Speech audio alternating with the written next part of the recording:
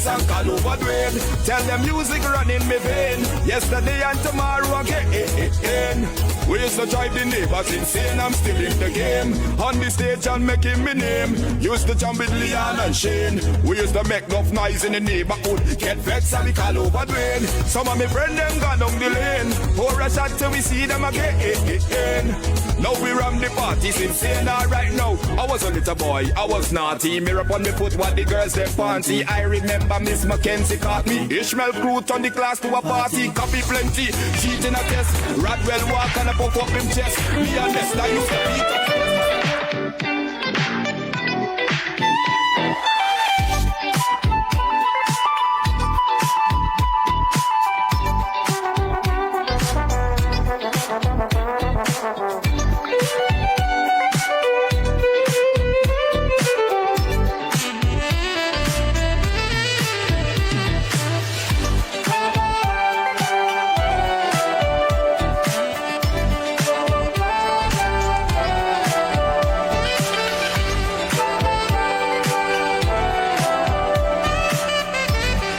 Very pleasant good evening. It is 7:06 on a Sunday evening. It's the 28th of January 2024, and welcome to another episode of Moving Forward. Of course, as usual, we have in studio M.P Amanza Walton Desir, and she's joined by two of our colleague MPs this evening. We're going to be going through the budget. Of course, we had 1 week of debates of the budget 2024, and heading into next week where you have the consideration of estimates where you'll get to scrutinize the budget a little more. We'll be talking about that. If you're seeing us on Facebook, we want to say good night to you. Share the live, let others come in and be part of the discussion. Hopefully this evening we'll get a chance to take some of your calls and hear your thoughts on budget 2024. Joining us in studio is Shadow Minister of Finance, Jarita Fernandes, and of course MP Vincent Henry, who is the leader of the Ghana Action Party. MP Desir, over to you. Oh, wonderful. Hello, Guyana. Good evening, and welcome to another edition of Moving Forward. Yes. Hope you all are doing well. I'm well. I'm particularly buoyed by the victory. Oh, yes. Of the West Indies of Australia. Yes, we can start without. We have to start with congratulating our Barakara boy. Yeah. Shamar. Incredible match. Incredible wickets. He picked up today 7. Historic moment in West Indies cricket. A win in Australia after 27 years. After 27 years at the Gabba. Yeah. I'm just so proud. I am just so proud of that young man. And I'm proud of the team, a young West Indies team. Definitely. 7 uncapped players. Definitely. And so really important history-making time for the West Indies. We really wish them continued success, and we wish Shamar certainly all the best. Definitely. And of course, we look forward to Guyana properly recognizing and honoring what is undoubtedly the new hero of not only West Indies cricket, but I think cricket all over the world, because a true cricket fan, irrespective of whichever country they're from, really appreciates that feat that he pulled off. And he was injured. Yes, he injured his toe in the batting innings and came out back and bowled, got 7 wickets. It is the stuff dreams and movies are made of. Absolutely, man. It is just something about the spirit, the human spirit. Yeah. And you look at it, and it was so motivational for me. I remember seeing Brian Lara and Carl Hooper. In tears, you know. And Lara said he said this inexperienced and written off young team literally brought it home for the West Indies, and so we're proud. And his story is one that makes you feel so good. Only playing 3 first-class matches for Guyana, not an experienced player by any stretch of the imagination. He had a long first-class career, getting that call up to the West Indies team. Of course, through the fact that a number of our experienced players are off playing T20 cricket, he took the opportunity and look at that. That is Absolutely. I mean, it's the stuff of dreams. It's the stuff of dreams. Yeah. And so we're so happy tonight, and we say congratulations to him and to the entire West Indies team. It's been a long time. It's been a long time. Exactly. And so, yeah, we're gonna. Talents, Amanza. It's a talent. It's the hidden talents that we have, and I think that's the most amazing part of the story for me. The fact that here we had this greatness undiscovered greatness here in Guyana. He spoke about having to work as a security guard, right? And all of those things, and it's really to appreciate and to realize that we have so many young people with tons of potential. We really need to invest in our human resources. Definitely. This country is going to be on the map. Yeah, absolutely, every department, man. particularly when it comes to investment in sports. I agree with you so much on that. And seems to me like a perfect segue into the budget. because it's about investing in our people. Investing, yes. That's a good segue indeed. It's a brilliant segue, actually. And we're going to talk a little bit about a budget, but I wanted to start off with Joretta being the shadow Minister for Finance. And I noticed before we start discussions on the issue of the budget, I noticed Anil Nandlal was in the media talking about there's no such thing as shadows, and it is so pathetic that these are the arguments that people bring when they know that it's a construct coming out of the Commonwealth, that most Commonwealth nations have opposition shadow persons and opposition spokespersons. But of course it sounds good, and it may be it's political fodder.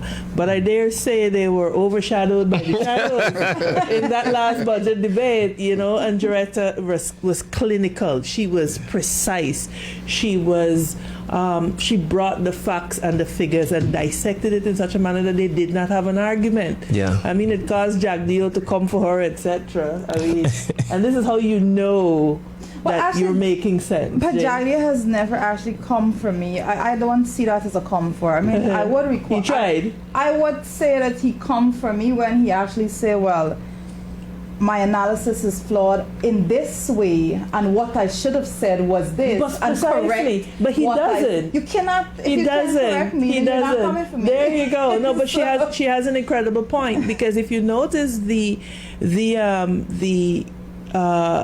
manner in which they operate, they make a statement. Oh, she's wrong. But how is she wrong? But in all fairness, that this is a new thing that they're saying. Like, now he has graduated to I'm wrong, right? Or my analysis is flawed. It's flawed. At first it was, oh, Joretta don't have any experience. She just So I said, the media called me once and they asked me if I had a response to Jagdeo saying that I don't have the experience, I never served in cabinet and so forth. And I said to the media, I said, please quote me on this, that if I am to gauge myself and my ability based on the experience that Jagdeo and his colleagues have, then I definitely don't want to be structured into that, because they certainly have experience in hiding the numbers. They certainly have experience in propaganda. Absolutely. So I do not see myself needing any bit of those experience that they pride themselves in. So I definitely don't have their experience. But the media didn't want to go down that road to play that game. But you see, this is the point. You have to have a fearless media in this regard. But coming to the budget and the way it is laid out, more of the same. And I really appreciate the analysis that you did in your presentation, and you showed just exactly how skewed it is.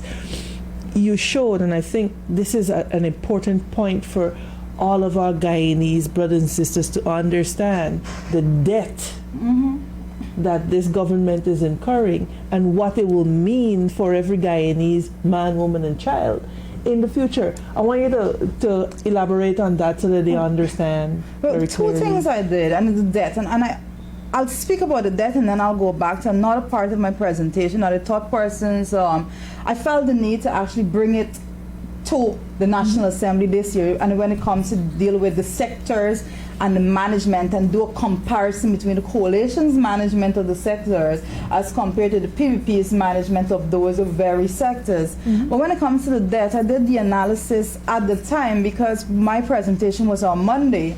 So I did the analysis at the time with the debt, basically the deficit of the budget that was $395 billion. And I did my analysis based on that, and I said they were adding. Before you go, explain for the listening public when you say the deficit, what do you mean? Okay, the most simplest way in putting it forward is that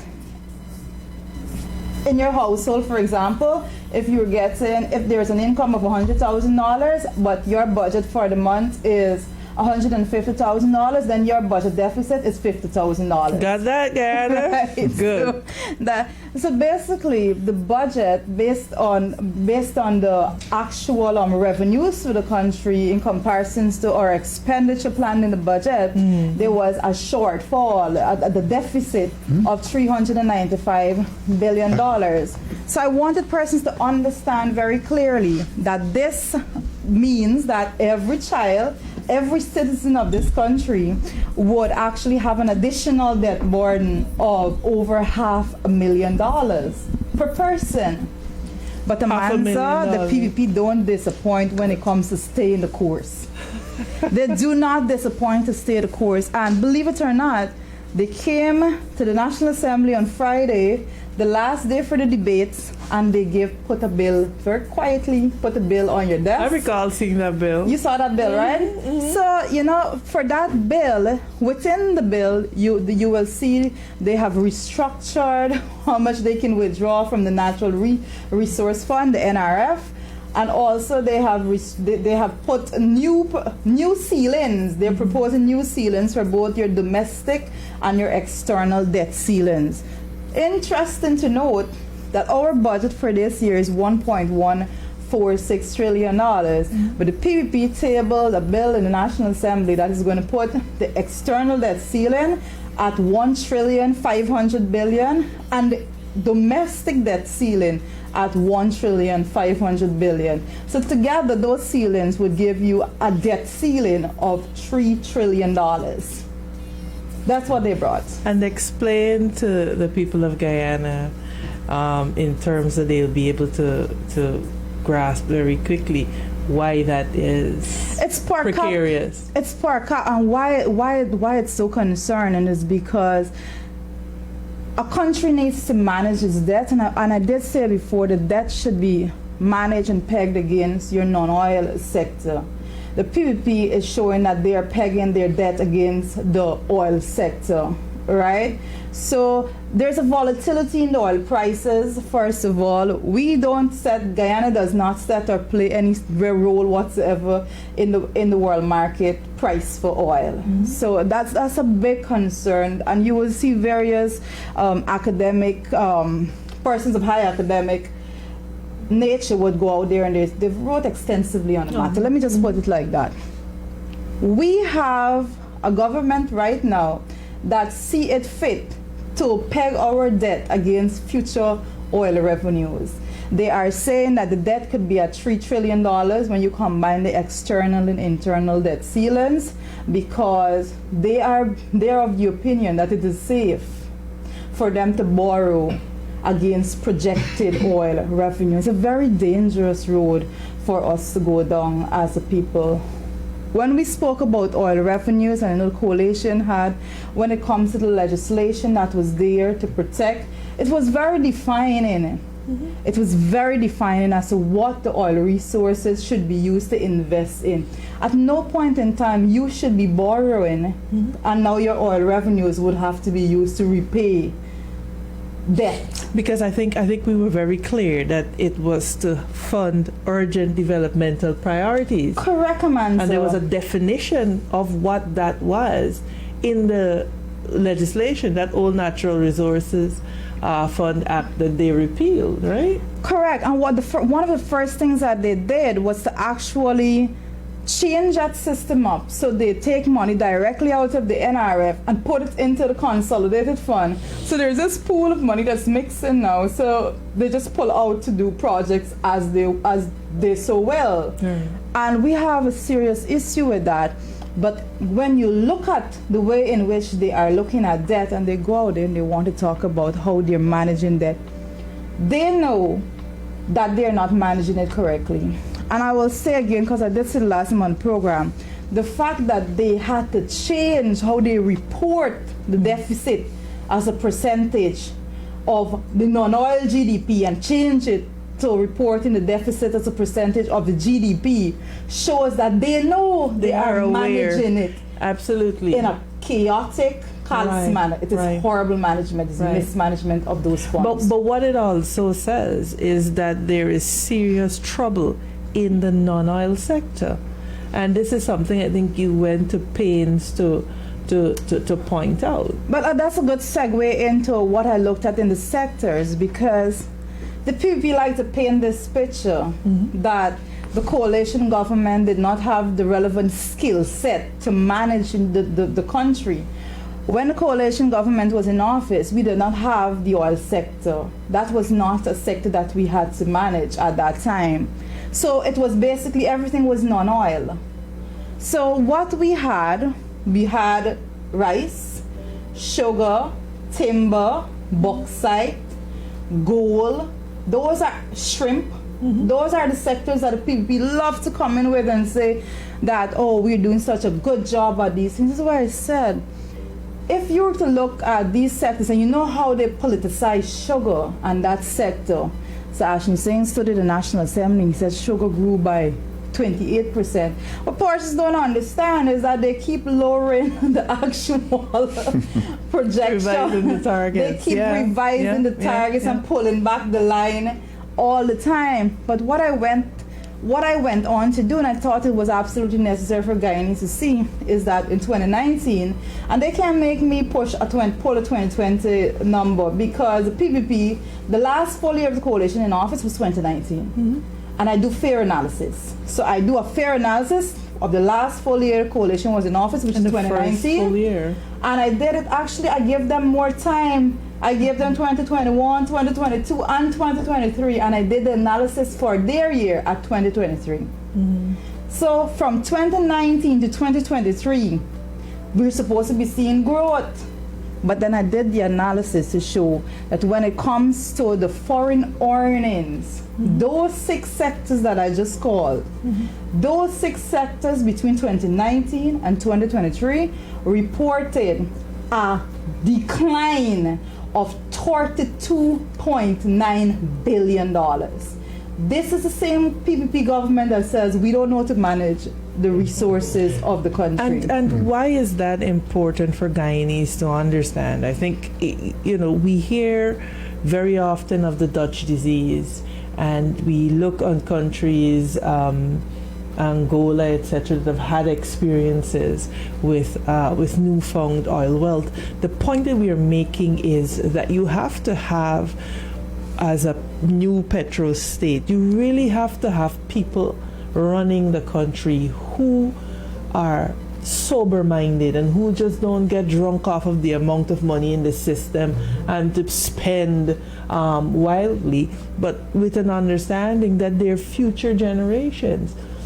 As people, you're a mother, I'm a mother, Vincent is a father, Randy is a father. We have to manage our income in a manner that says, look, I have to provide for today, but I also have to be able to save for a rainy day because somebody might get sick. There might be a doctor bill. Insurance is going to have to be paid at some time. You don't get all of it and spend all of it in your own house. And so it's not advisable that you condone a government that would adopt that approach when you don't even adopt that approach in your house. And so I want our citizens to understand that you have a duty to demand accountability.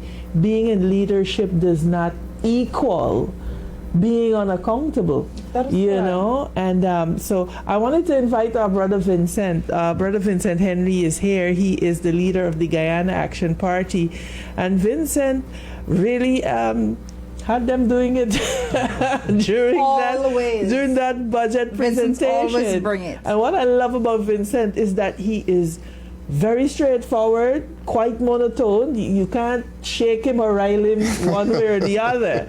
And he just brings the facts. And I think, he brought the facts. And I know for you, the development of the hinterland is really, really close to your heart, being an indigenous man yourself. And you highlighted a number of failures of the current administration in terms of really championing the development. But I wanted you to, speak to our people, give them your view again on the budget for those who might have not had the opportunity to catch your presentation in the National Assembly. Okay, thank you, listeners, and thank you for listening in.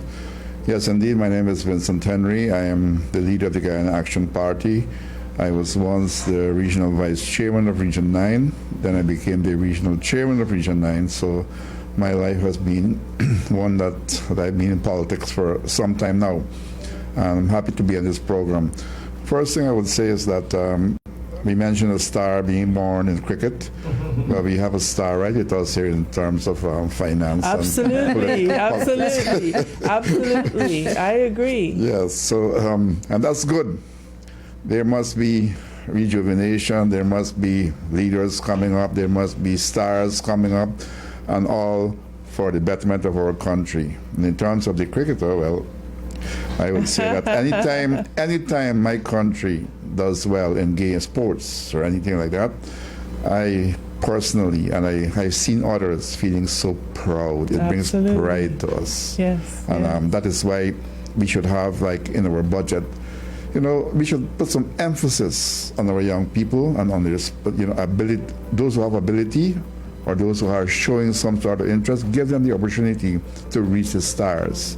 Sometimes I watch Jamaicans doing their thing and I get so envious. Why can't we do that also? So in terms of the budget, that is one we could talk about also. But something that I raised quite quickly in my speech was our ability to really stand up to the aggressor country that is there on our borders, or next country. And that is, I thought that when I was looking through the budget itself, I would see like something standing out to say, well, hey, we're going to be looking after our people, we're going to make sure that we put things in place to defend our country. And I couldn't find anything of real substance. I found what was there before and kept coming every time. This innovation or this new thing to really defend us didn't come true. That's why I mentioned in my speech that we have to look after our servicemen and women. We have to make sure they're comfortable. We have to make sure they're well equipped, they're well trained, and things like that. I mean, I can't talk so many things I would like to see on this program here, because Venezuela might say, oh, they're coming strong next time.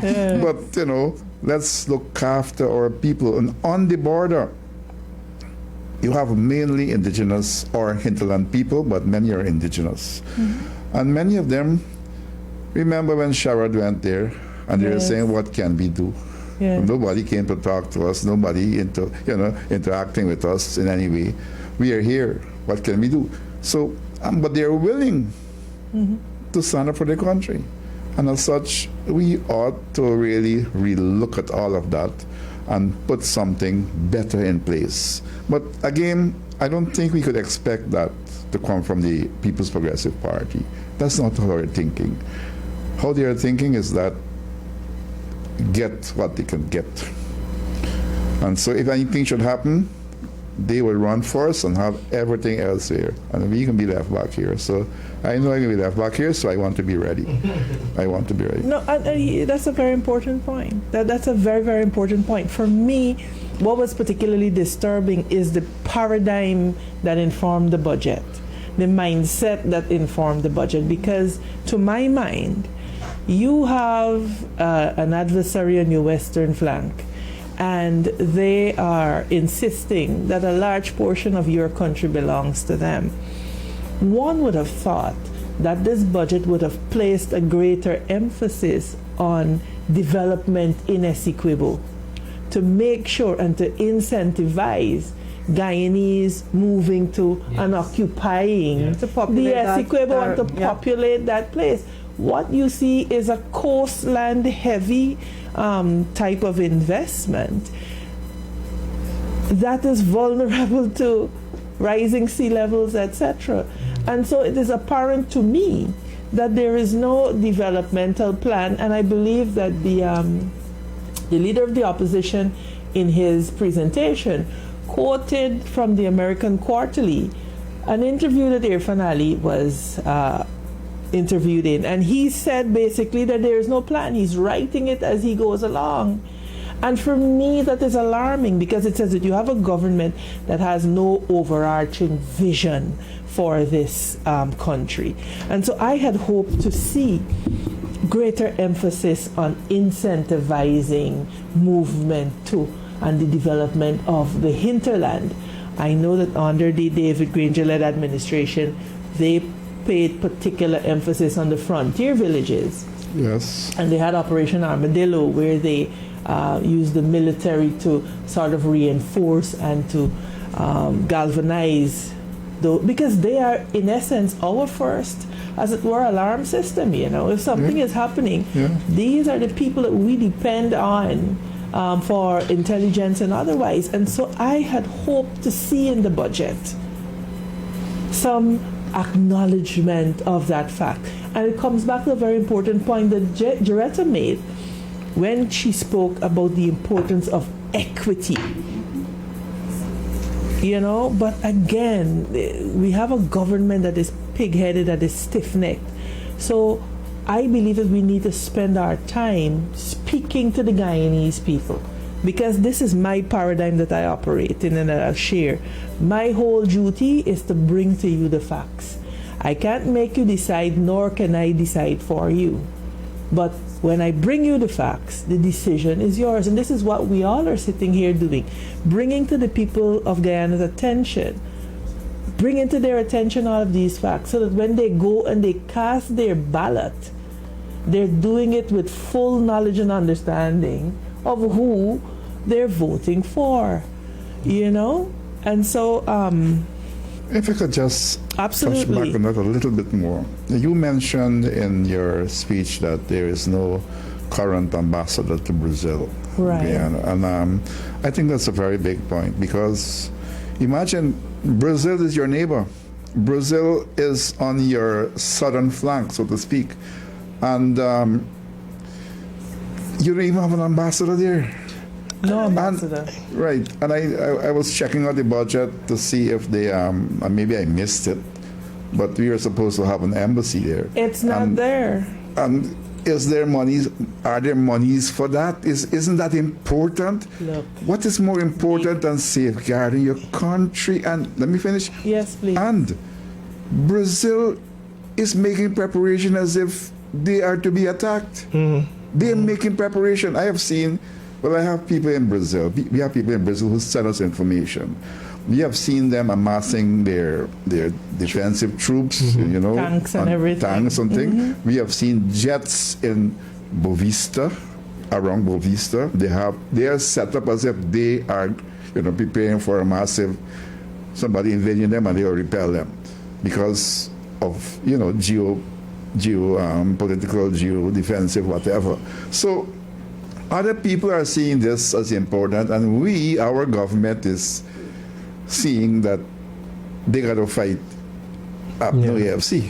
Yeah. That's their big fight. No, and that is because, and you see, you hinted to a point earlier that when it deteriorates, they will pick their families up and leave. And it is the poor working class and the working poor Guyanese that are going to be left here to weather the storm.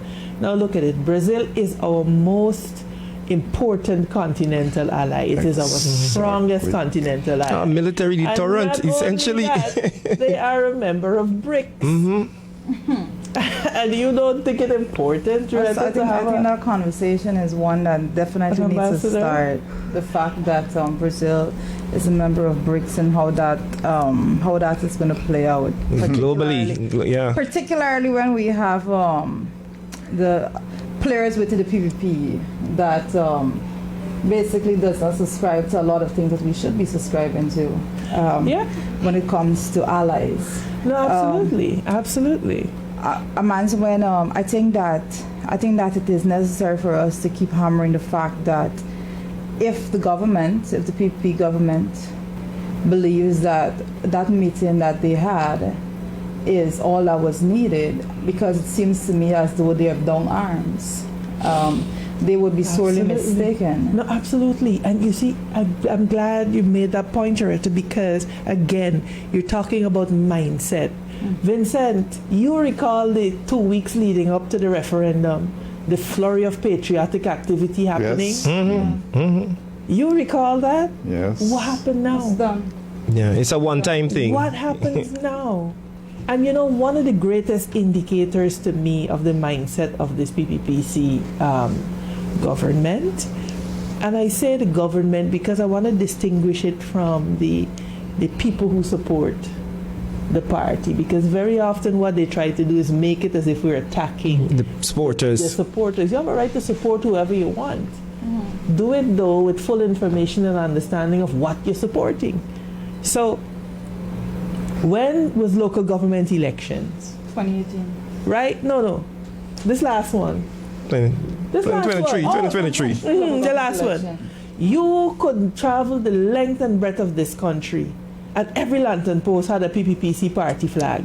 And who paid for it? Right? Of the taxpayers. Even the ones that Money. did not have light. I just want to say that because I did point out that I found it disrespectful for the PPP to have representatives climbing those poles that don't have light to nail their flag. The representation shows where their interests lie. But absolutely. Why was there not a flag of Guyana appended to every pole? Let's just say, I mean, we talk about patriotism. Why wasn't a flag distributed to every house so that Guyanese could, with pride, keep their flags mounted? You're talking about a whole different ballgame. You're talking about symbols of nationhood. The Yeah. PPP does not believe in symbols of boy. nationhood. Precisely. If you are to actually drive around Guyana, you may very well find, and I can say this very confidently, you will more likely find a one Guyana flag than an actual Guyana flag. And in fact, there are one Guyana flags on a particular roundabout that were mounted there. And so, you know, listen. It's not just there, it's a lot of places. You know, he who hath an ear to hear, let him hear. And like I said, our duty is to bring to you the information. What you do with it as a citizen is completely and thoroughly up to you. Going back to budget. On that note of bringing information, I just want to ensure that our viewers know that we are live on Mad 97.5, and if you are interested in contributing to the conversation, you can put your comments in the comment section on Facebook, or you can give us a call later down in the program. We'll give you a number to call. It is 7:38. We're going out later tonight. Probably it looks that way, because one of the things that I wanted to hint on before we moved any further was the really, really tasteless, crass, crude remarks hurled to my sister here in the National Assembly, and just the inaction of the Speaker of the National Assembly. As a child growing up, I saw a particular kind of politics. I didn't grow up in the 60s, etc., when you had the troubles and all of these things. But as a child growing up in the countryside, I saw a particular type of politics where I knew people who were in the PPP. My family supported the PNC. I come from a long line of PNC people. But there was always this respect one for the other. And I saw with my own eyes 2 men who were from opposing parties, my uncle and another gentleman who had the worst quarrel about politics. And at 5 o'clock they say, all right, enough. And they went to the shop and they sat and they had a drink as men. And that, they were quite engaged in their argument, but that never seeped into the relationship to the point where they would disrespect each other or disrespect each other's families. And in fact, what I saw was of reaching out to make sure that that other person is okay. We seem to have lost that in our politics. There's a vileness and a nastiness that has come to characterize it. And particularly as women in politics, I know, and Jarrett has been very clear that she is going to stand up and speak up about this, because I don't think people understand what it takes as a woman to sit in the National Assembly and hear the vilest of insults hurled at you, and then you get up, you go to that podium, and you have to stand and represent your position, while Kwame and Anand Prasad and all of them have the lewdest and the crudest things, the vilest of names to call you. But you do it because you took an oath to represent the people. And I'm saying that Guyanese have to raise their voice against this. Violence against women and girls will never stop in this country unless and until we begin to hold officials who ought to know better and ought to represent better, unless we begin to hold them accountable. You know, Vincent, I'm so glad that you stood up and made your point very, very clear about not condoning this type of insults and the degradation of our women. And Jaretta is an indigenous woman, you know, and it really does call into question the paradigm or the lenses through which they view our indigenous women and girls. Well, that's true. I remember one of my budget speeches, one of my speeches, I mentioned that, you know, these guys, these MPs from the PPP side, when they speak, like they look to find the lowest, you know, the lowest place to go. And I mentioned that it's hard for them to take their noses out of the gutter. Like they're so accustomed to it. Because I remember one of them getting up and insulting our women. I would even give it the, I wouldn't mention what he said. But when I got up to speak, I said, by disrespecting our women, you're also disrespecting your members of parliament, and by extension, all the women of Guyana. Because when you do that, it shows clearly that, you know, maybe you don't even have a mother, how you came in the world, or a sister, or an auntie, how you reach here, not a human being. So, to me, something is really wrong with, I would put it generally with the PPP. Because right? The women on their side, I have never heard any one of them grumbling or saying, you know, these people talking nonsense, or they're going too low, whatever. They sit down there as if it's something normal they're hearing. You know, if it were our side doing that, our women would be pulled on, you know, by the population in general, to say, how can you allow your MP Vincent Henry to do that to the women of Guyana? Mm-hmm. They would have us on the coals. So it's time that we speak up to bring back some sort of respect, bring back how we deal with one another as human beings. You know, you mentioned that. You know, I have friends in all political parties, I have, and that is good. That is how we have to live. And the disrespect that is coming on now against the indigenous MPs and indigenous leaders as a whole is because we are being seen as a threat. they look upon us as a threat because they always felt that, okay, the indigenous people will give them the votes and thing.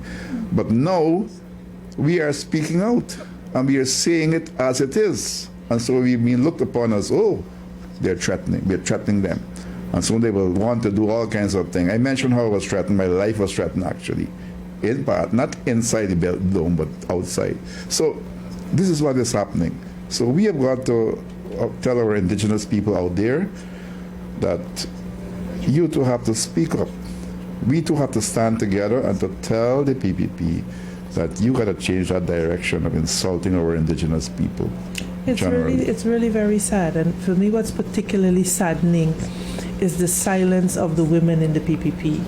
Yes. And mind you, they may come to you and quietly say, we don't agree.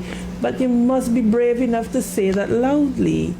The apology must be as loud as the disrespect was. And I'm so disappointed that Manzoor Nadir, the Speaker of the House, does not appear to be seized of the importance of the position that he holds.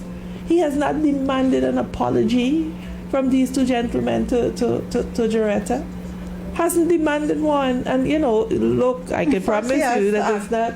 First, he has to acknowledge that. It's not going to end here. We're not prepared. We're not prepared to allow it to rest. He has to ask permission to. He has to ask permission.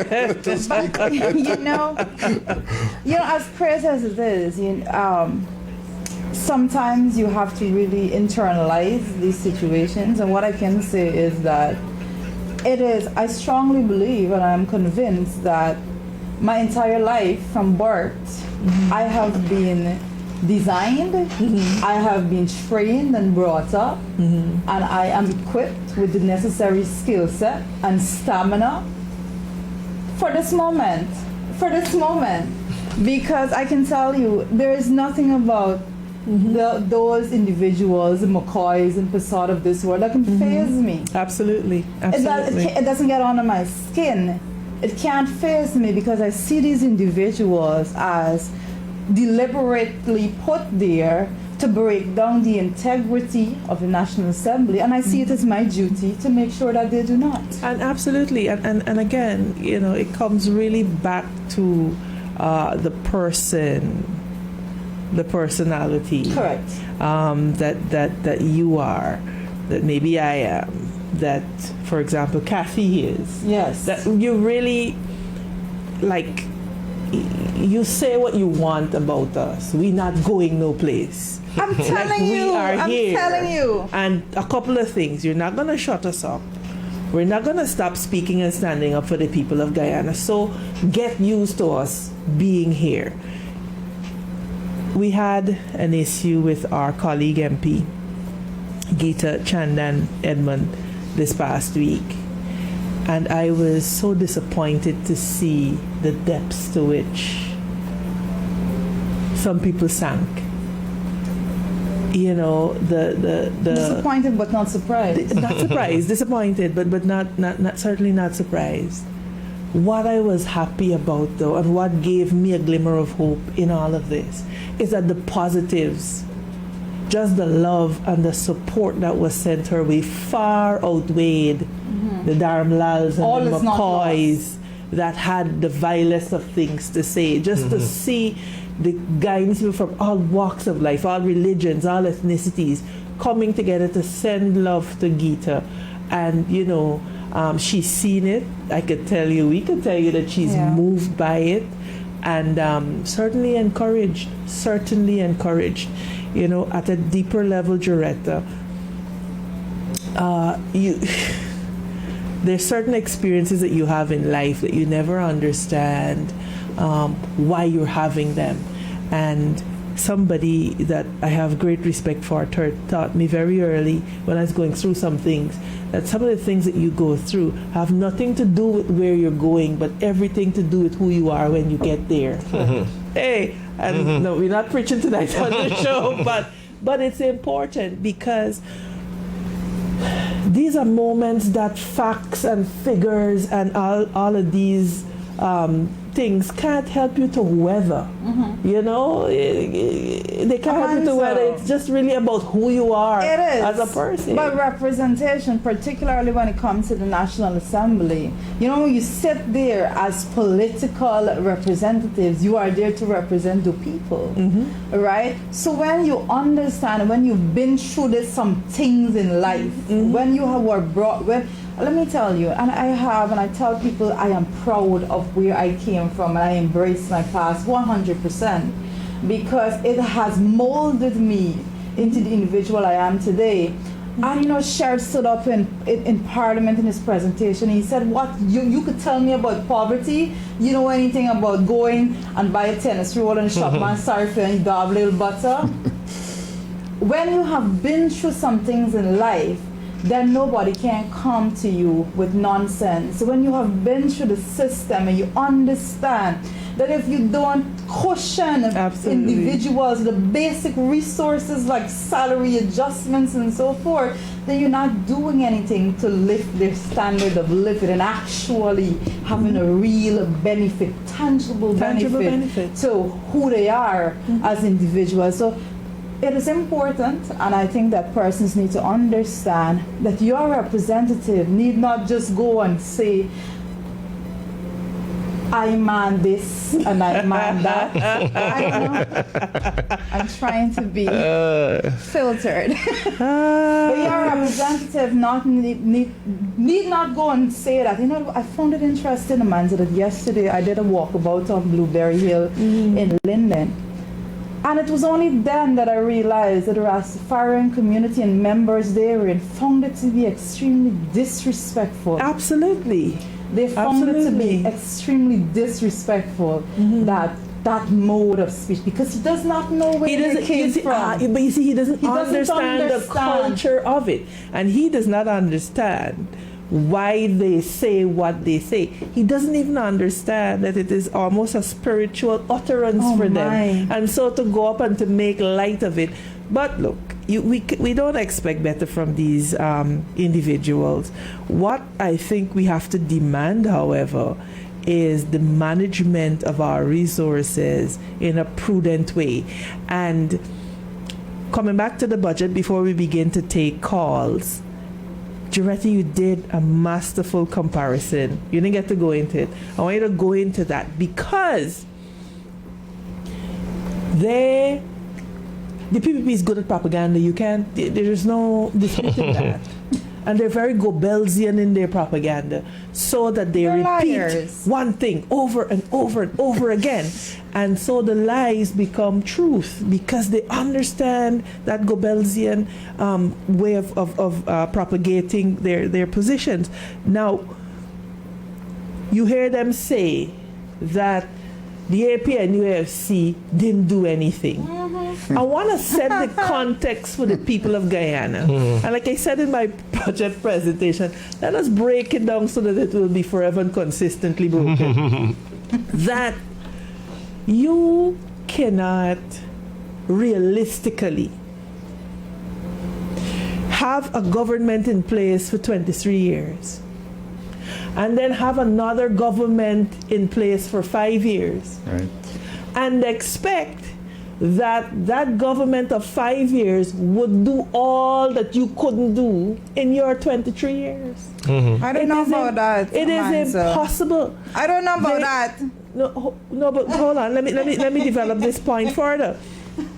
They have like the temerity to say, "What did you do? You didn't do this. You didn't do that." And I'm like, you forget it. They operate as if this country began in 2015 to 2020, and that the previous years did not exist. Now, the paradigm of the AP and UAFC is admittedly different, because I believe that we are a bunch of people who understand the importance of the foundations of government. And so what you saw us focusing on very heavily, even whilst we were able to deliver a better life for Guyanese, was the building of institutions, of strong institutions, of strong democratic institutions. It's like you're building a house. If your foundation is weak, Like them houses that Annette point out at Prospect that cracking. Your house is no crack. They cracking. And so we began this process of building strong foundations. I'm going to pull out one sector, the oil sector. Look at how, as a country, we began to handle that. We set up a whole department to deal with the matter. Now, mind you, one man, Jack Dio, do away with the whole department, and he is suddenly the oil czar. And whilst that appeals to ego, it is detrimental for the nation, because for every one person in Guyana, which is about 4 of them that making all the decisions about oil, you have 700-800 people in Exxon assigned to Guyana. And because we don't have an institutions-based management of this oil sector, it is going to cost us. It's going to cost us so badly, you know. And so the paradigm is different. And Jaretta, I wanted to invite you to do that comparison, because everything that the APA and UAFC was able to do was without 1 cent of oil revenue. Yeah. 1 cent. But the PPP does not acknowledge that. And so they compare us to them without mentioning the elephant in the room, that you are awash with money that we never had. And God knows if we had it, Guyanese would have been far better off. Yeah. But it's important, I think the comparison is not only important for us to just see the numbers, but for us to understand the psychological warfare. And I did try my best for the last 2 years to try to put it over to persons. So the PPP plays a their political strategy is psychological warfare, because they know they cannot come to you with the numbers and win on that front. So they're going to come to you and they're going to say, well, on the David Granger to talk about selling dog food. And they're going to say it over and over and over again. But they're not going to come and say that under David Granger, we had the highest ever production when it comes to the rice sector. They're not going to say that, because that doesn't fit the narrative, but that fact is just pushed at the side. They're not going to come and say that under the David Granger-led administration, we had gold declaration skyrocketing. They're not going to say those things, and those are the very important things. That's why I found it necessary to dissect these sectors, because we need persons to understand that the PPP, though they play their psychological warfare, we must have the facts to combat it at any point in time. You know, they can't they could not, and you know what was absolutely amazing? You know how it is when I go to present. My gosh, right? Boy, do we! Sometimes it's like a war zone in the National Assembly.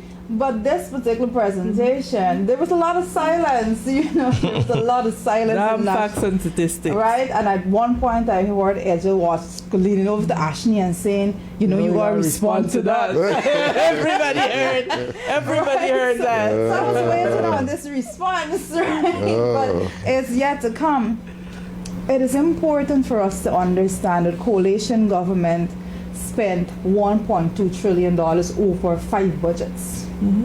We had the 2015 budget, 16, 17, 18, 19. Those were the 5 budgets that the coalition government presented in the National Assembly.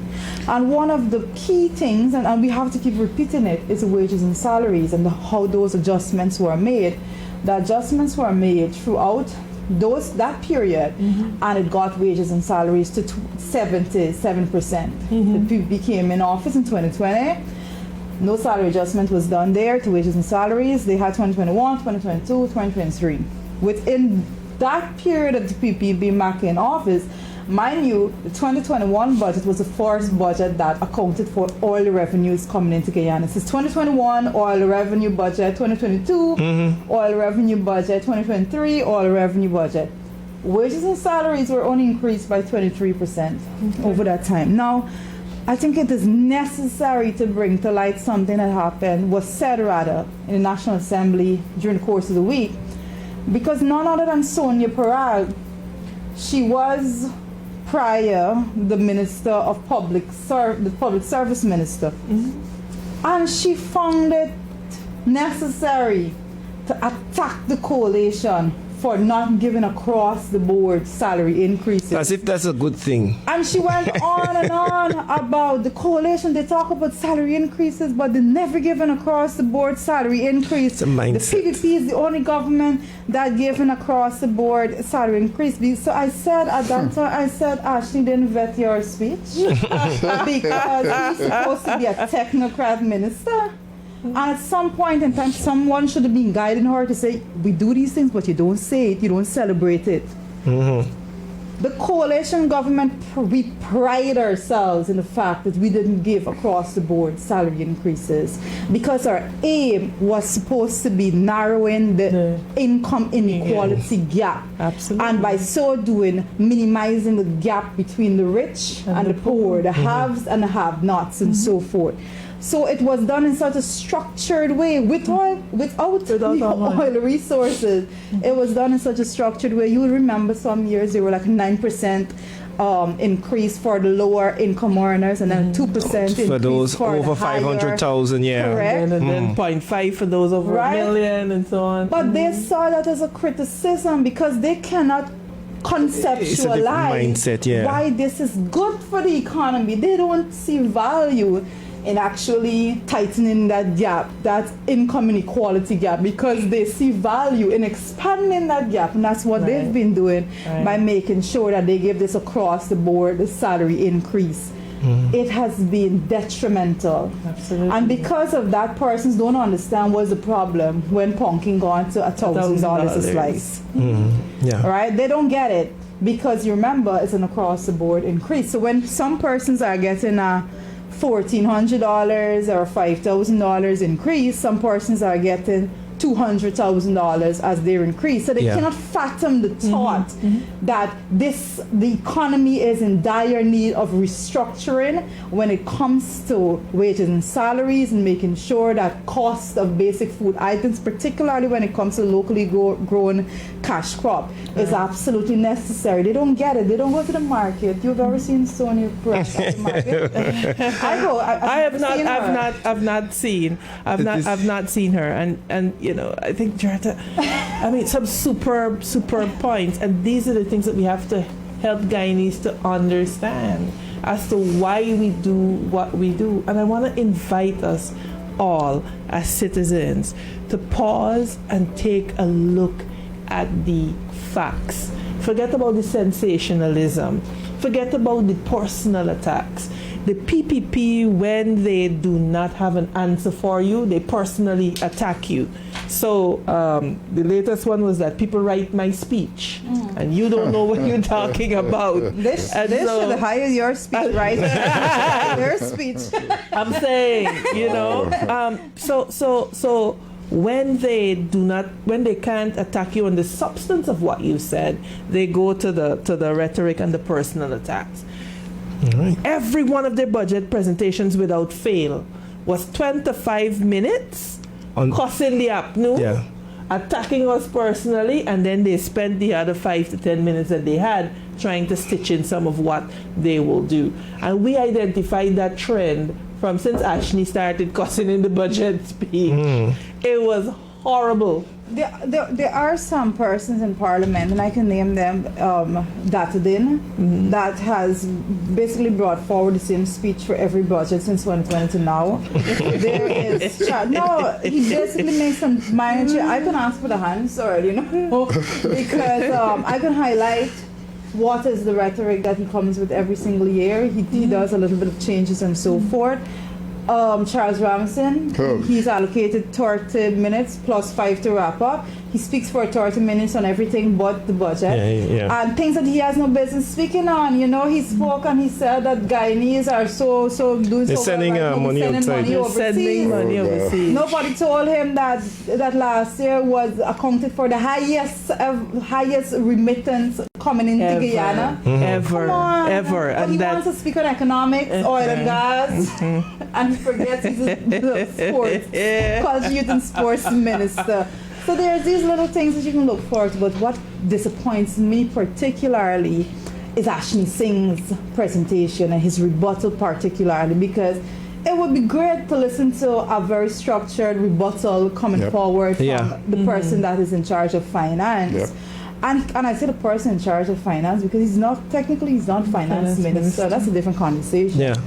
But it would be good to hear him, and he's a technocrat minister in the House also. So I really would have looked forward to hear a technical conversation coming from him. But he starts and he says, and we have some surname represented here, somebody that believes that 32 and 33, and I'm like, I've had enough of this.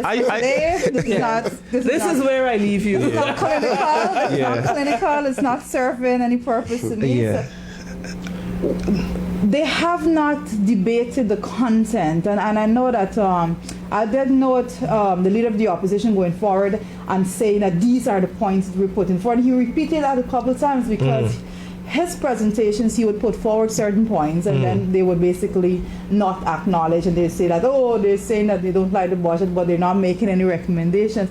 Every single budget, persons from the opposition go forward and they give critique and they said it could have been done in this manner. You know, we should have been looking at it. We can give more to public service, wages and salaries, but yet they just completely ignore those recommendations. They ignore that persons are calling for those changes in the budget, and they just go forward and pass it because they have and exploit a one-seat majority in the National Assembly. Let me say though that I was particularly disappointed in Ashley Singh, and I say this because of someone who paid very close attention to the happenings in Parliament, and I always admired the way Ashley speaks and how he presents himself, you know, beyond the politics, right? So I was looking forward, and I thought of myself as an investor. This is the fastest growing economy in the world, and I'm thinking about investing in Ghana. So I tune in to listen to the Minister of Finance, or the Minister responsible for finance, and hear about all of these things. And I tune in and I hear, oh, somebody fire you from Chronicle, and it's the silliness of it. Yeah. And you want to know somebody replaced Ashley with a it wasn't him. It wasn't him. And many persons pointed out, like, you know what? You have this big budget, but it really didn't address the needs of the average man. So you got to find ways to deflect. Absolutely. And it was so disappointed. And one of the things that because we're gonna begin to maybe take some calls. I know there are people trying to get in, but I really like the fact that Vincent, you had some very sound recommendations as well for them in terms of the development of your region. You know, I really appreciated that, and you were able to point out, and if you could repeat here for emphasis, some of the achievements of the coalition government. You talked about the bridges, you talked about infrastructure, because of course these are people that love to run around to say we don't like infrastructure. Well, exactly. You mentioned a very important point that every single I call them opposition up to now because the PPP, every single PPP MP, when they spoke, they conveniently forgot their 23 years before 2015. They conveniently left that out. And when they were doing that, let's use infrastructure. I have pictures of the roads that they left in 2023. Which at some time, we're going to bring it out and show them. And there was one which I used to call their three-lane highway. The three-lane highway that they left in Latem was in the middle had some bitumen, and both sides had mud road. So the car cannot even go on the middle one because the whole road is all broken up and really looking bad. That is what they left. And in terms of the kind of infrastructure that we left, we did the Central Latem Road. We did that. And that would last or can last over 100 years or more, unlike their biscuit roads. And we were told, I was informed that when we were building that road in Latem, that these guys, they went to Brazil, to the contractors to try to get them not to come and work on the road. They tried to hold them back from coming. Wow. But the contractor said, no way, we already have a contract, we going. You can't tell us not to come to fulfill our, what we have to do. And so we started that. Today now, they are building roads around, but they cannot go back to Biscuit Road. But the day they go back to Biscuit Road is when the people of that time will really, thump them in one way or another. So they have to hold to the standard that we left. They're trying a thing still, though. They're doing all kinds of jiggery-pokery in between. But basically, they cannot go back there. We also built some culverts and some bridges, Manari and elsewhere, that are sturdy, that would last, like I say, 100 years. Right? So we set the tone. And imagine at that time we hadn't the oil money. Yeah. We were working with, with balanced budget and, we making things happen for the good of the people. Absolutely. Now these guys got oil boom. They got what we left. Actually, we set up everything for them. They have it. And they are just, like they're doing what you call adventurism, financial, work going on. They're taking doing adventures all over the place. But what's the saddest part, Vincent? It is not as if we are without precedent. Yeah. Barra Jagdeo made us listen. Before we go to take the first call, I sat there and I heard Zulfikar Mustafa accuse the coalition of being responsible for the decline of sugar. Oh gosh. Y'all remember that statement by Barra Jagdeo that if sugar doesn't come on stream, if Skeldon doesn't come on stream, sugar is dead. Yeah. Starbuck News had that big headline. Yeah. And it traced the decline of the industry. The ILO has a study in which they trace the decline of the industry from 1998 to present. Just in 2007, after preferential treatment was after the preferential treatment ended, and the fact that these people have the unmitigated gall to stand and to just lie to the people of Guyana in the National Assembly ought to concern every Guyanese. It shows that they're desperate to retain power, to enrich themselves. And let me tell you something. It is one thing to be desperate to hold on to power for the benefit of people. Right. It is another thing to be desperate to hold on to power to enrich yourself, your friends, and your family. I find that heaping insults upon insults. And so, I think, colleagues, we have a task ahead of us, but I know that we are equal. Do you want to hear the numbers? To the task. Absolutely. I'm For about sugar? to invite you to give them the facts. Do you want to hear the numbers? For those who are interested in numbers. When it comes to the foreign earnings from sugar in 2023, which is last year, the foreign earnings from sugar was $24.9 million US. $24.9 million US. Compare that to 2019, it was $27.7 million US. Sugar had more foreign earnings for Guyana under the APNU AFC administration than last year. You give them 3 full years plus some more in 2020, and they still could not bring sugar back to where we left it when it comes to foreign earnings. Hold on, before you go to rice, you need to tell the people how much money they actually pump into the sugar industry. And still. Listen, when I think Sherrod was the one who quoted in the National Assembly from Starbuck News, a Starbuck News article that spoke to sugar being bankrupt when we met it in 2015. It was bankrupt. The PB continues to pump money into the industry, but they have no real structural approach to actually making sugar into something that is sustainable. They're not interested when it comes to rice sizing. And I want to plug in this point before we go to rice.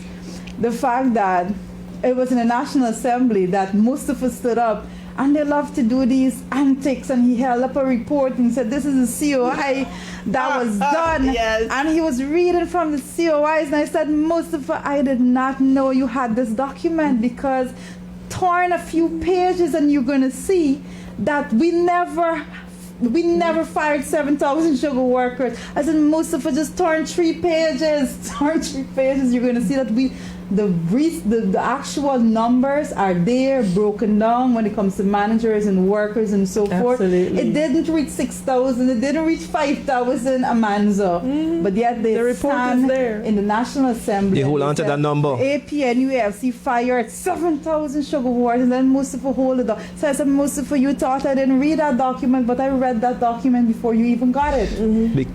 We have to be very definitive, and we have to be defensive of our tenure in office. Because it was good. It was good prudent management of the economy. Absolutely. And while everything was not done perfectly, we will not sit here and say everything was done perfectly. We will not. Guyanese were far better off. And you ask the average Guyanese man or woman if they felt that their lives had improved significantly in the period of 2015 to 2020, and the answer is a resounding yes. You ask them now, and they're like, what oil economy? Where is this oil money going? The middle class has all but disappeared, you know? And so we believe that we in the APNUFC, we have the vision for the holistic development of this nation. What we want people to know is that the work to be done is sexy. So you know, you'll not see the roads and the lights and so on alone. You will see steady growth and development. Look at the power situation. Look at the power generation situation. We had that under control. Blackouts were almost a thing of the past. True. You know, because of our institutional approach to governance. What you have here is a government that believes in the cult of personality type leadership. I do not subscribe to it, and I want the people of Guyana to understand that Irfan Ali, bless his heart, going into an area to rectify an issue is not governance. What it is an undermining of the system. The system should work so that these problems are rectified at the community level. It is no feather in my cap that I have to go in there to rectify a situation. It means that my NDCs are not working. It means that my ministers are not working. And therefore I have to be concerned about who I have administering the affairs of the people of Guyana. But we have it twisted that somehow Irfan Ali going in there to say, you get this, like he's Oprah, you get a car, you get a car, you all get a car, is the way to run government. And it is not. The system must work. You look at countries like the US, for example. Even if there is some uncertainty at the top politically, because their institutions are relatively strong and because their systems are autonomous and that they actually work to a large degree, people are insulated from political shocks, as it were, to a large degree. Not so here. Not so here. It is correct, and I'm glad you pointed it out, because it was interesting for you to say that he's undermining those systems, because I see it as proof of the failure of the entire structure and of governance altogether. But the way which you put it over there, I need to add that to the way in which I see it now, because what they do is try to give people the idea that, oh, the president is on the ground and he's going to fix things. If the president needs to be on the ground to fix things, our country is in a mess. Our country is in a mess, and we have more problems than we can even imagine. Absolutely. When we have issues in Region 1, that the police don't even have a satellite phone to utilize to make calls, and in case of an emergency, they have to run down the road by a private businessman so to beg him to use a radio set to send out a message. We got some serious issues.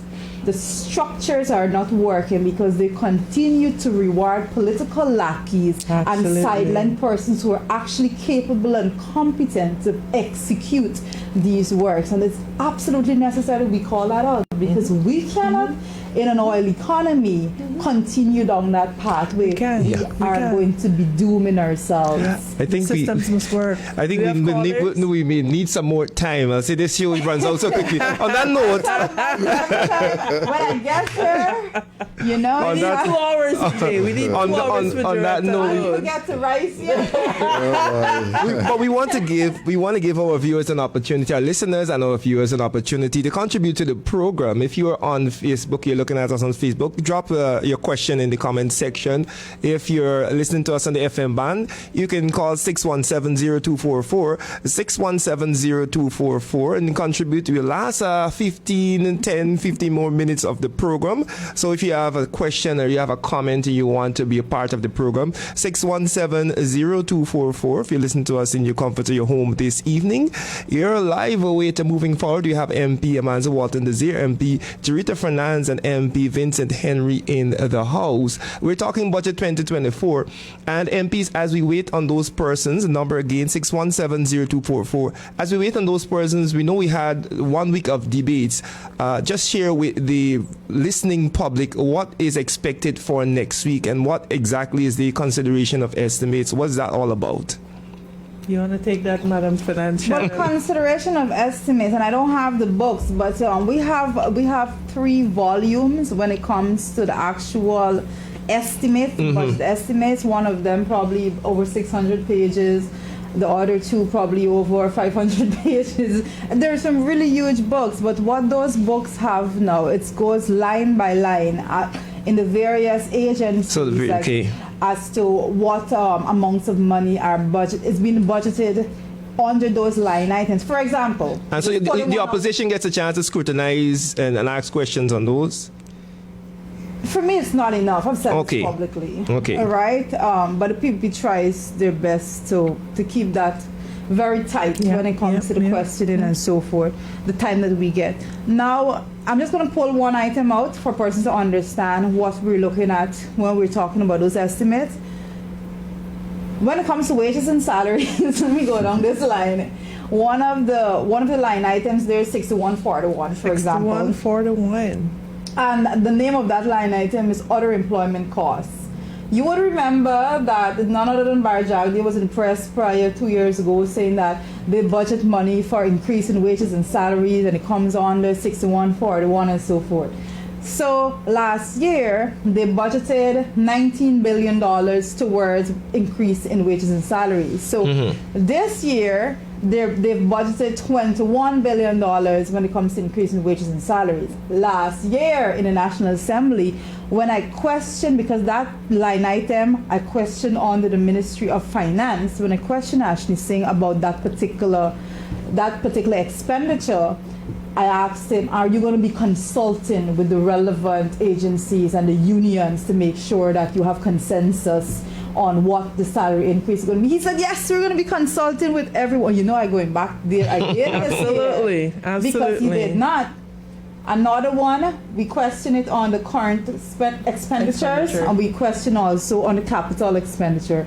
An important one to note also is for Linden, for example, I was there yesterday. One of their capital expenditure there is allocations for Linden Enterprise Networks. Every year they come, $50 million is being allocated to Len. But then the next year they come back the same $50 million. So you would think that, oh, well, if you're just looking at it on the surface, you would say, oh, these people get $50 million to Len 2021, 2022, 2023, and now again. Len actually never had the ability to spend the money because the PPP did not put in place a board. Wow. So although they're putting it there, the only reason that they're putting it there is that when they are totaling up the allocations that they have to Region 10, they're including an amount that they know cannot be spent because the board is not in place to actually spend those money. And that those monies are actually for persons to go in and have grants or businesses, small businesses and things like that. So you would understand those are just 2 line items, and we're talking about hundreds of different ones that we have to go through. So you would understand why I would ask for more time to question. Right, because Yeah. it needs interrogation. It needs interrogation. Needs But that's where that is. Right. Remember, 6170244 is the number if you want to ask a question on Budget 2024 to be part of the conversation here this evening. We have about 10 minutes to go. 6170244. And even whilst we wait on the caller, right? Right. I want to get the figures for so I want rice. the figure for rice. The figures of rice is 2023.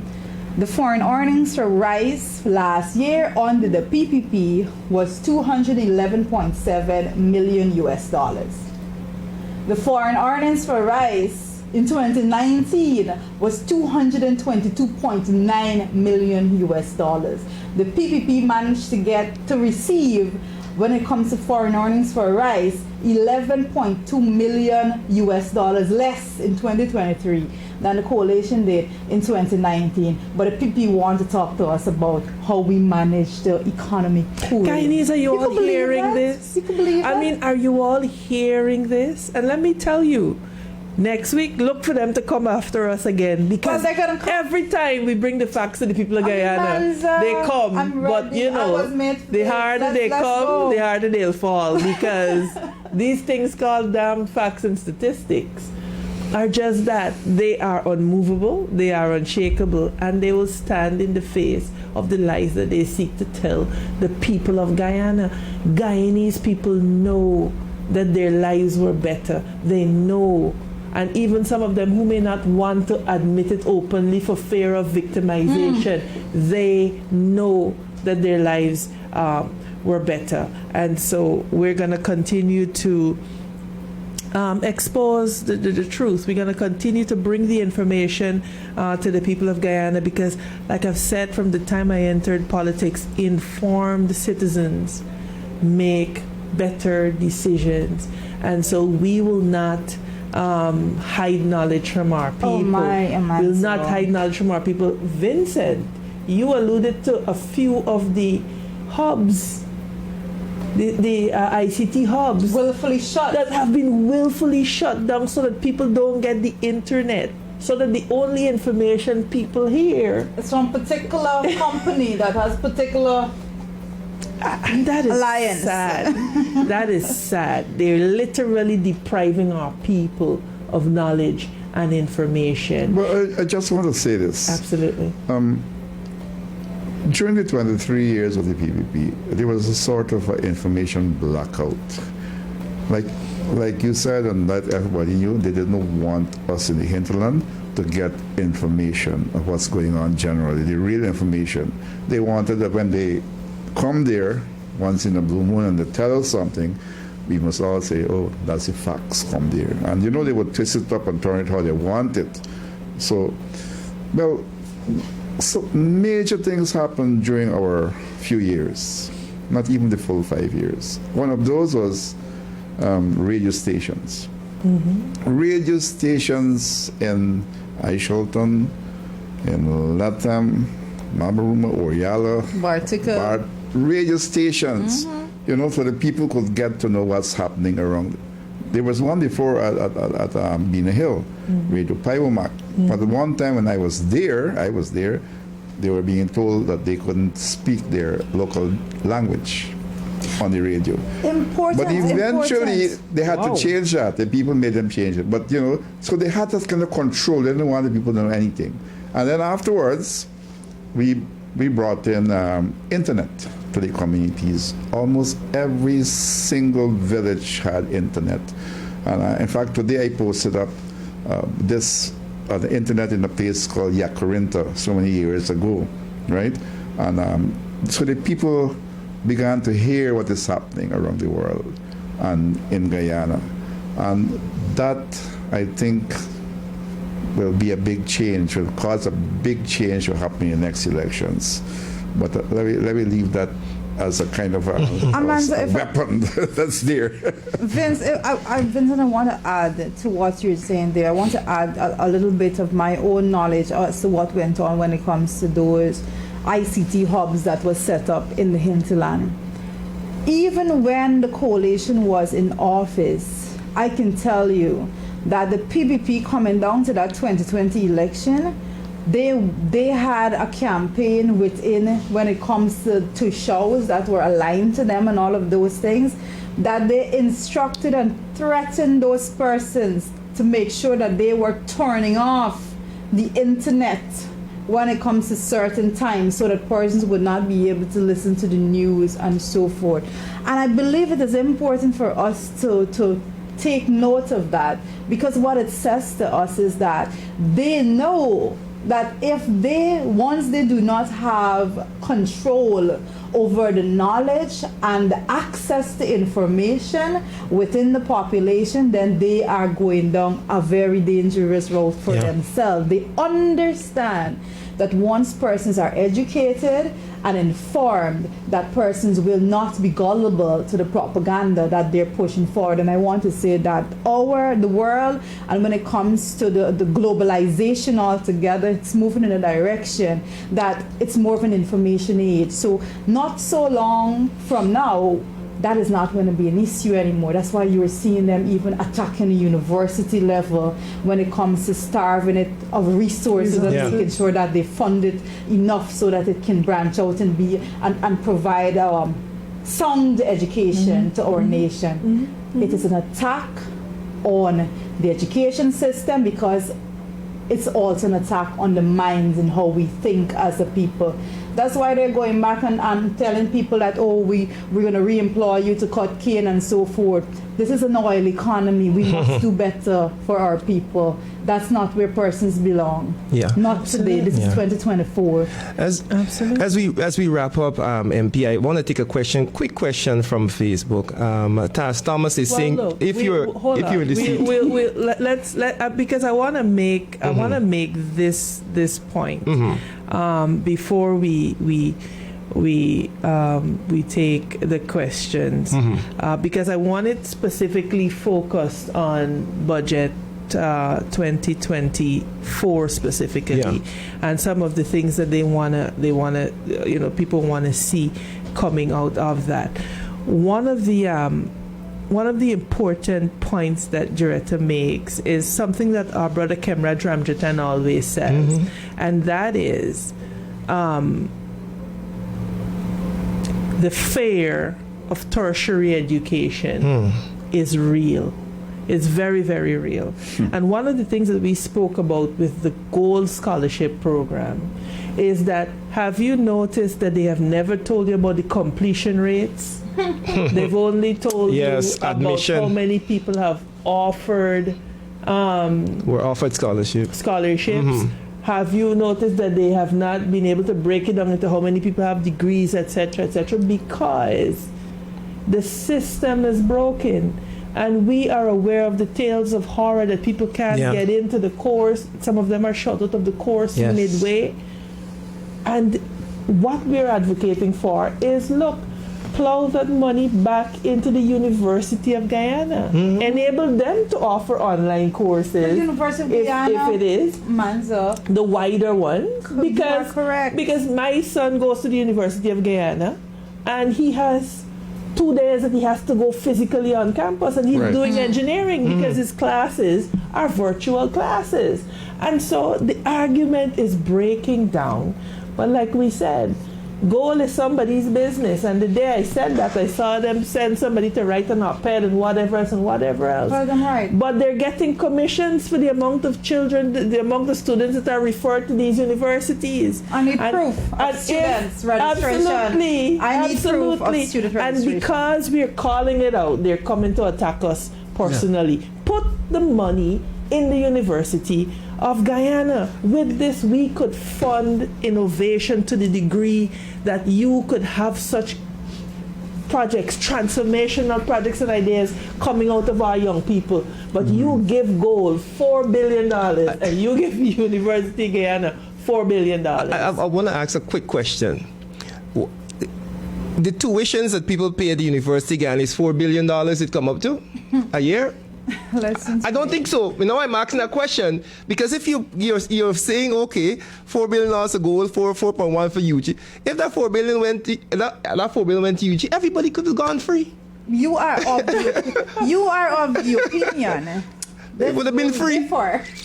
You are of the opinion that this $4 billion going to goal is actually paying for students. For students, it is not. I will say this: goal will have a forensic audit when the coalition goes back in office. There will be a forensic audit of goal because it is necessary. Because it is my opinion, based on information that I have received myself, that the numbers that are being presented to the public are not the true numbers, particularly when it comes to the enrollment numbers.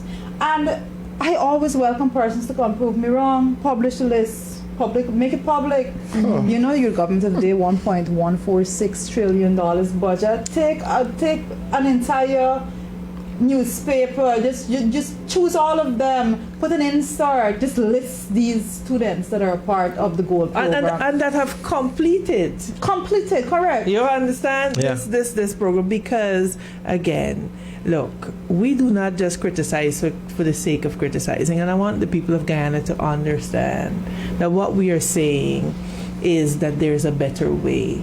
And you know, in wrapping up, we want to remind them that Venezuela was where we are now. A young petro state, hot on the world scene, the belle of the ball, everybody's eyes on her. Venezuela was where we are now. And look at where they are today. Massive migration, between 8 to 10 million Venezuelans out of Venezuela because of the socioeconomic crisis that they found themselves in. And so, Guyanese, we're saying to you that we do not have to look far to see what the effects of mismanagement of this economy could mean for our children and our grandchildren. And what parents will we be if we deliberately, by our choice, put our children and our grandchildren in a position where a wheelbarrow full of money is what it takes to buy toilet paper, as we were seeing in Venezuela, because the dollar was so devalued. What kind of people will we be if this is the nation that we leave to our children? You know? And so I want us to think on these things tonight. Yeah, definitely. And before we wrap up, it is 8:36. I want to take Tara's question and run it around, because she's asking, were we in the seat of power, what what area would we first look at? And I'm going to take Vincent and come around to Amanza. You know, tomorrow the APNUFC is in power. What area would you first want fixed as we're talking budget and allocations? Okay, well, you know I'll be biased. So you wouldn't be expecting me to talk about Georgetown on the coast. Hinterland for me is that the health will be a big priority, because without health, nothing else is going to work. And we're going to make sure that when we train the people, the nurses, and the other medical workers or doctors, that they'll be properly remunerated, they'll be, you know, in a good position, so they will want to stay and not go away. Yeah. Because even in Region 9, we're having that problem where nurses are leaving for what they call better lives elsewhere, and we end up being suffering at this end.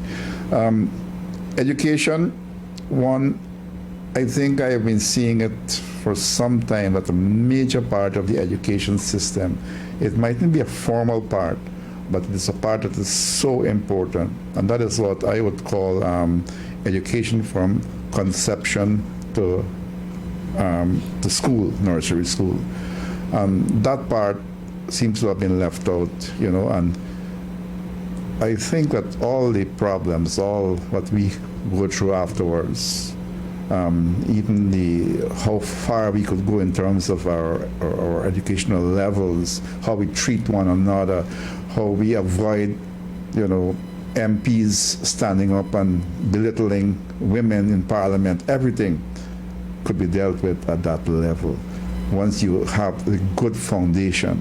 And it's something that I saw once in Region 9 being done by an organization called Community-Based Rehabilitation, and I saw results. Today there are some big people now, and they have matured. And in terms of their educational level, they've gone very high. I've never seen that happen. Even have doctors in linguistics and things like that in languages. So we got to do, and there are so many more, but I know we don't have the time to talk about it. Yeah, definitely. And I think we're not supposed to talk everything because we got people listening and they want to copy. And they'll say this, their ideas, the PPP. Right, we jump over to Jarita. Thank you, MP. That's a great question, Randy. And I want to say thank you to the individual asking that question. Taz Thomas on Facebook. Yeah. Thank you so much, Thomas. Taz Thomas. Taz Sorry, Thomas. Great. I think I know that name. So, it's an important question, and one of the things that I can start off by saying is that when we get back into office, the very first thing we need to do is to make sure that our institutional framework is intact, and we really need to remove any element that will be there to bring down our efforts first and foremost. Once our institutions are intact, we should have the necessary skill set there to execute our policy measures that we will have to so quickly put into place. So that's the very first thing we need to have done. But when it comes to the policy direction where the coalition would be going, and I can firmly say this, Randy, we had a tenure from 2015 to 2019 of people-centered policies, and that is where we need to go. There is massive resources right now, particularly when it comes to oil and gas, and it is our duty to restructure the distribution mechanism that is employed by the PPP administration so that we employ a mechanism that is going to be redistributing the resources compared to how it is now, so that we will channel it into the pockets of the ordinary Guyanese man and woman. We're talking about health, education. We're talking about all the social services sectors altogether. We acknowledge tremendously when it comes to the part of infrastructure development, capital expenditure, and those things. But what we will not do, Randy, is to have resources expended just to make sure that it goes into friends and family pockets. That's not the way in which no government should be operating. So it is our duty to make sure that we structure the economy in such a way that it is sustainable, and that the resources that we are actually utilizing every budget year is going to be distributed towards a healthier population. We want to see, when it comes to the happiness index, I heard someone in PPP mention this, we want to see our country raised, and we want to see the standard of living of the ordinary Guyanese man and woman actually elevated. So that social ladder that persons speak about, we must be the ones as government empowering Guyanese in such a way that it is possible for them to attain any height that they wish to attain. We need to make accessibility to education something that is so easy. We need to continue when it comes to decentralizing of services. It was started under the APNUAFC coalition government. We need to continue it.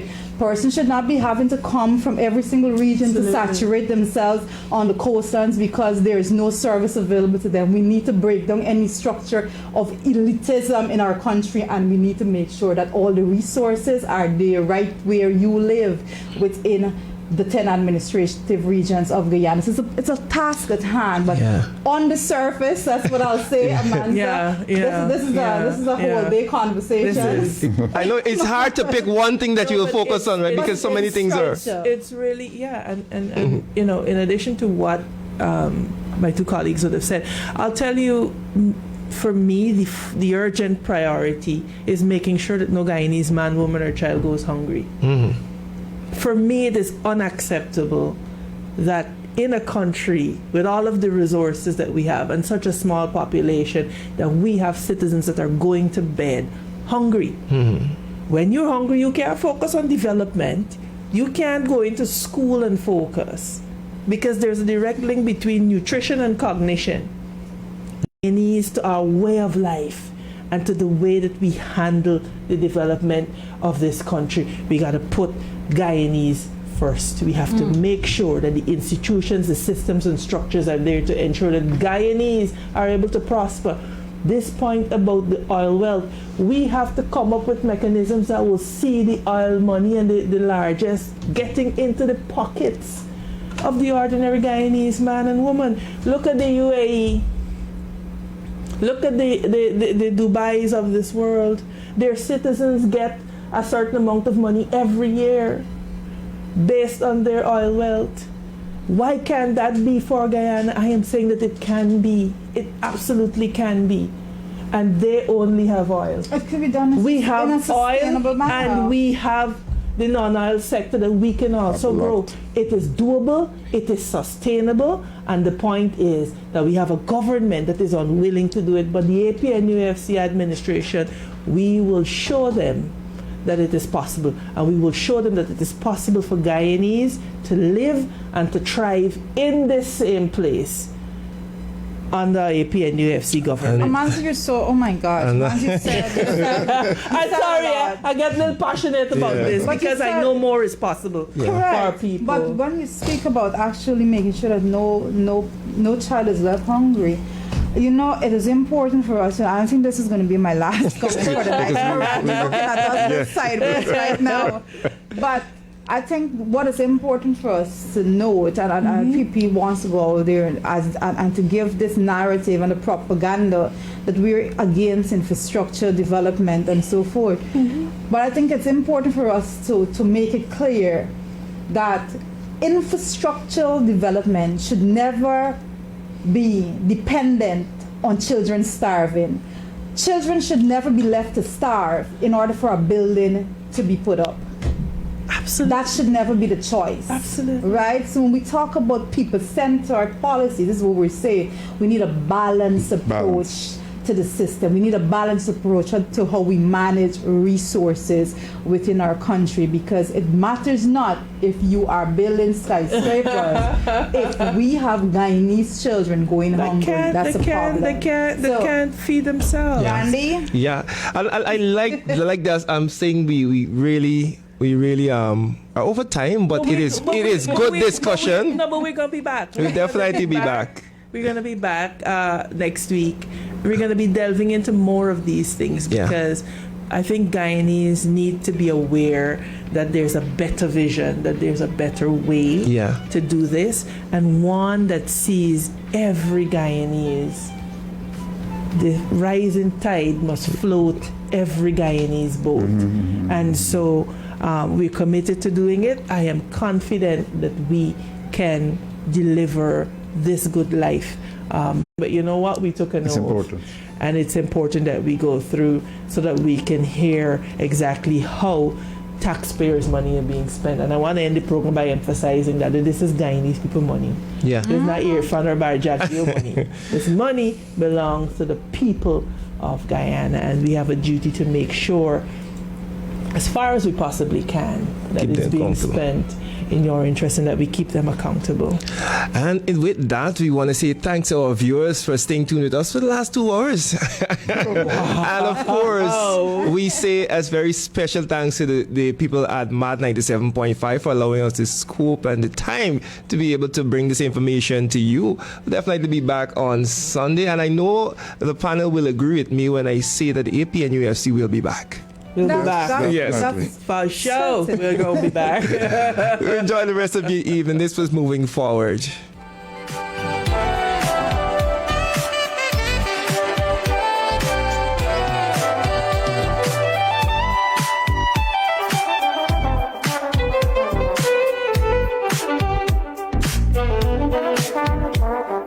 I have a feeling this shit's gonna go viral. Amen to that.